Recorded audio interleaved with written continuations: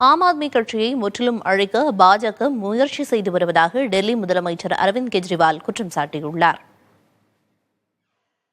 மதுபான கொள்கை முறைகேடு வழக்கில் டெல்லி முதலமைச்சர் அரவிந்த் கெஜ்ரிவால் கைது செய்யப்பட்டு தற்போது தற்காலிக பிணையில் வெளியே வந்துள்ளார்.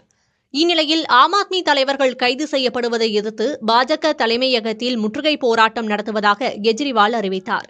இதையடுத்து முன்னெச்சரிக்கை நடவடிக்கையாக பாஜக தலைமையகம் அமைந்துள்ள பகுதியில் 144 தடை உத்தரவு பிறப்பிக்கப்பட்டு பாதுகாப்பு பலப்படுத்தப்பட்டது. ஆம் ஆத்மி கட்சியினர் குறிப்பிட்ட பகுதியில் போராட்டம் நடத்த அனுமதி வழங்கப்படவில்லை என டெல்லி காவல்துறையினர் தெரிவித்தனர். எனவே அங்கு தொண்டர்களுடன் பேரணியாக வந்த முதலமைச்சர் கெஜ்ரிவாலை காவல்துறையினர் தடுத்து நிறுத்தி திருப்பி அனுப்பினர். இதைத் தொடர்ந்து ஆம் ஆத்மி தொண்டர்களும் நிர்வாகிகளும் கலைந்து சென்றனர். தடையை மீற முயன்றவர்கள் கைது செய்யப்பட்டனர். முன்னதாக கட்சி அலுவலகத்தில் செய்தியாளர்களிடம் பேசிய கெஜ்ரிவால் ஆம் ஆத்மி கட்சியை முற்றிலும் ஒழிக்க பாஜக திட்டமிட்டுள்ளதாக குற்றம் சாட்டினார்.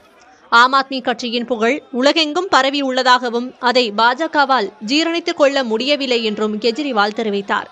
மேலும் பல மாநிலங்களில் ஆம் ஆத்மி வளர்ந்து வருவது பாஜகவுக்கு அச்சத்தை ஏற்படுத்தியுள்ளதாகவும் டெல்லி முதலமைச்சர் தெரிவித்தார்.